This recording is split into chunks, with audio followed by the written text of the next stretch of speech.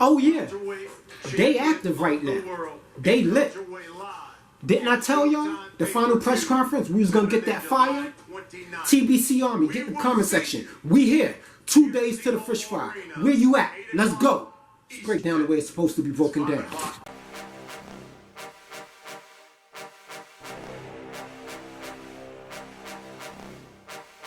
Welcome to Tough Glove Boxing.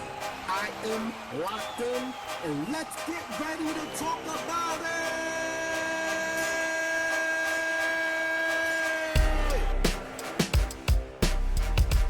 Yeah, that press conference was lit.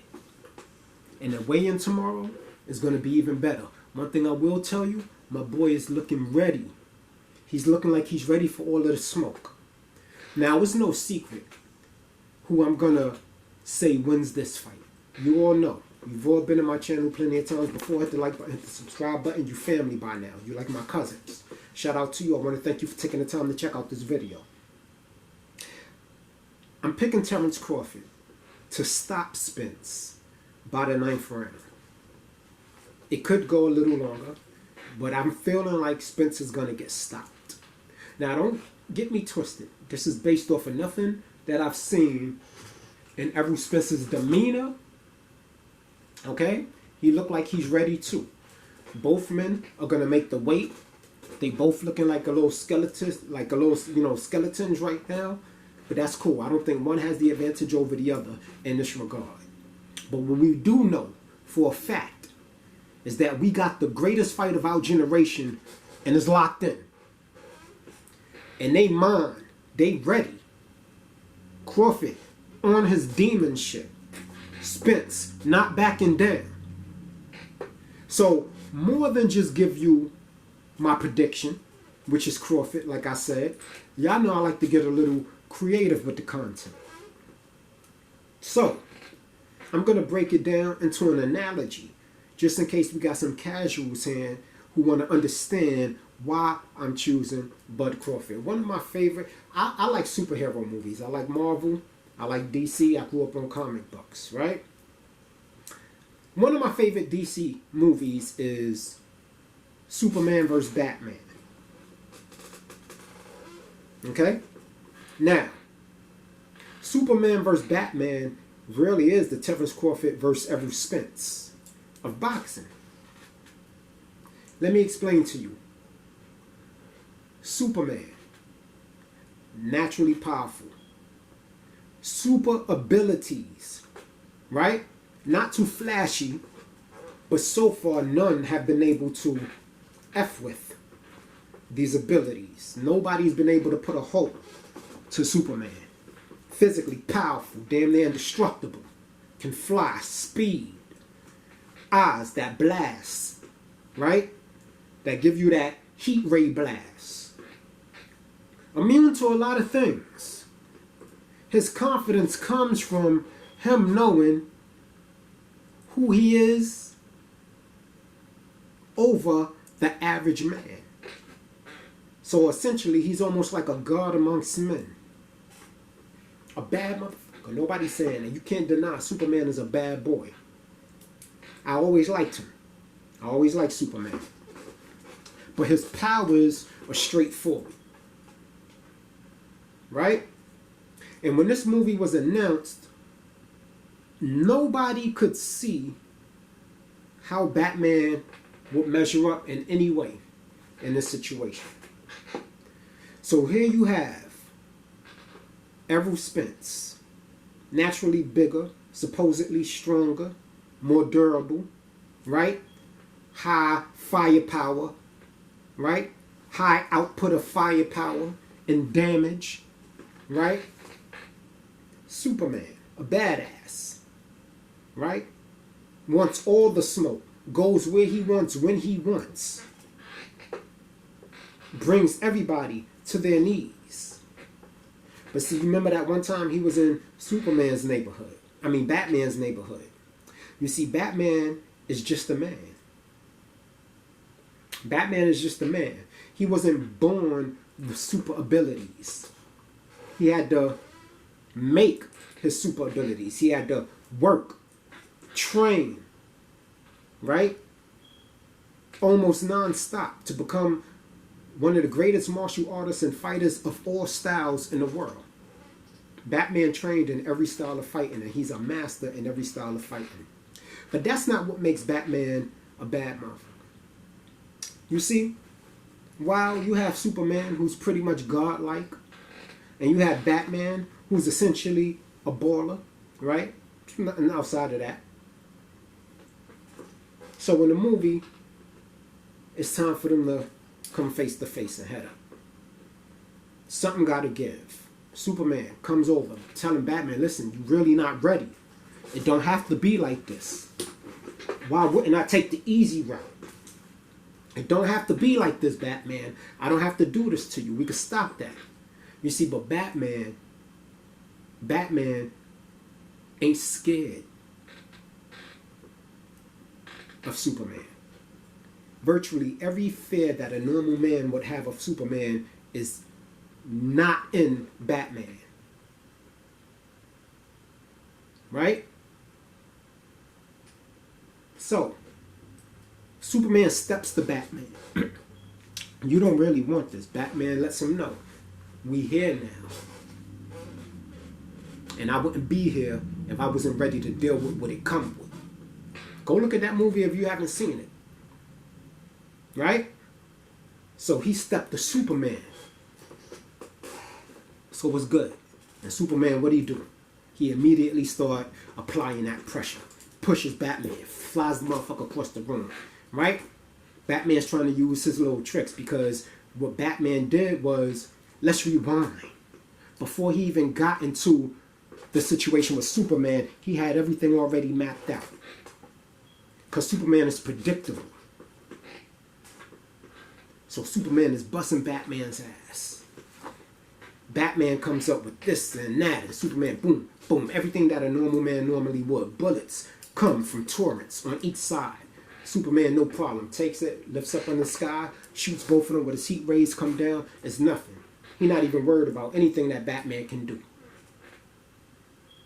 But then Batman pulls out a gun. And Superman, he's just so confident that Batman can't touch him. He just walks straight forward because he understands that his natural abilities far exceed his opponent. But then what happened? Batman busts that thing off and Superman catches the bullet.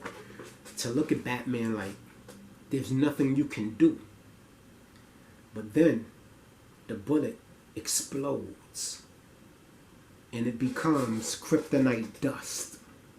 So now kryptonite weakens Batman. So what everybody else did was they would put the kryptonite near Batman. But see, the problem with that is once the kryptonite is out of the area, Superman just turns back to what he does, right? So Batman had to do it in a way that Superman could not recover. So the bullet bursts into kryptonite dust and Superman breathes it in. So now it's inside his system. He's shocked. Nobody's ever thought to do that before. He didn't even expect it. He wasn't fast enough for him to react. He caught the bullet because he was so confident that there was nothing this mortal man could do. And it was a booby trap. But as Batman, prepared for the majority of situations, coming from angles you don't expect. A tool belt that has everything that accommodates every situation. So yeah, they go back and forth for a while. Superman is getting his in, Batman is getting his in, but eventually Superman overpowers him, cracks his armor, all of that. And now he's like, look, this dude is finished. But still underestimating Batman, he lets Batman get another bullet off. So the Batman now understands. See, what people don't know about that movie is when Batman shot Superman the first time, and Superman caught the bullet and it exploded, Batman went to beating the shit out of Superman because Superman was in a weakened state. He had the advantage over Batman. And you will wonder, well, why didn't he finish Superman then? The first bullet wasn't intended for him to finish Superman. It was intended to see how long the kryptonite dust was going to take to wear off. And we all saw Batman rocking Superman against the wall, right? Cracking him, and then Superman just started taking it, letting you know that the dust wore off. So now he's looking at Batman like, I got you, goddammit. But Batman had already timed how long it was from when he shot Superman to when it wore off. So he takes the licks that he got coming until he can get another bullet off, and now he knows not to play around. Batman damn near killed Superman. The only thing that saved Superman's life was Batman's mercy. And it was the shock of the DC Universe. Nobody would have suspected that Batman, a human man with a tool belt, would be able to take on such an opposing figure as Superman. Spence, every bit of great, ferocious. But I think he may have fed into his own narratives. It's proof as you hear him speak. You see, this is going to come down to will and who wants it more. But will it be a war of attrition? Did Errol Spence step into a booby trap? Errol Spence seems confident. It's almost like he has no doubt. And Bud was a demon today.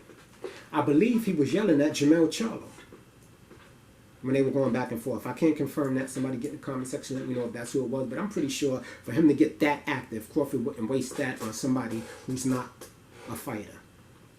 So I think he was getting at Errol Spence's #1 cheerleader. We all know that's Jamel Charlo. So with that analogy breakdown, I'm choosing Bud Crawford because I think that he's smart enough to overcome the almost indestructible abilities of Errol Spence. It's going to take more than what you normally do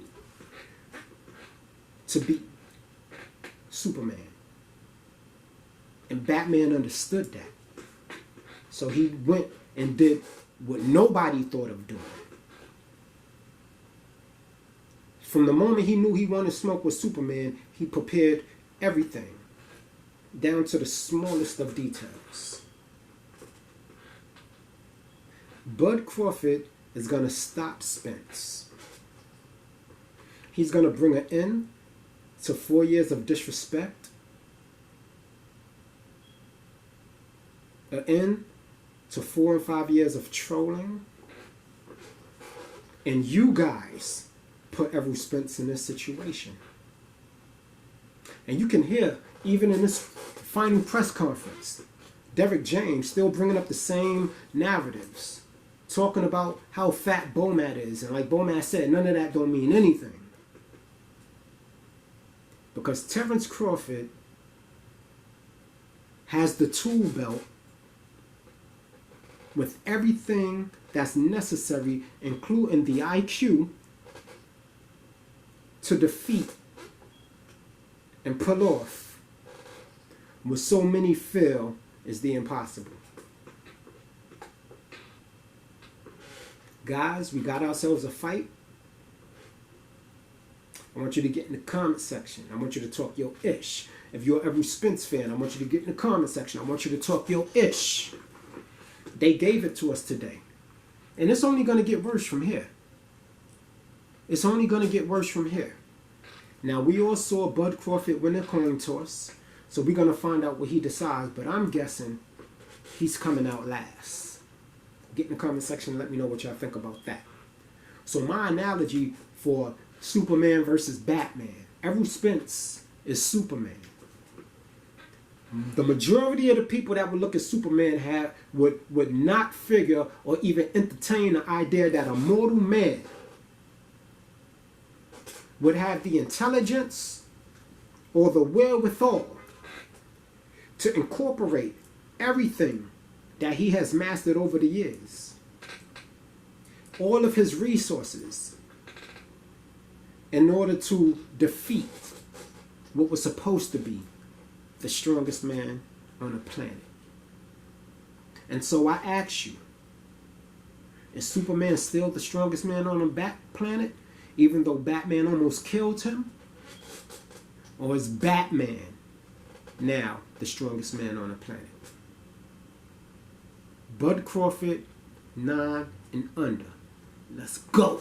You ain't gotta go home, but you gotta get the hell up out of here.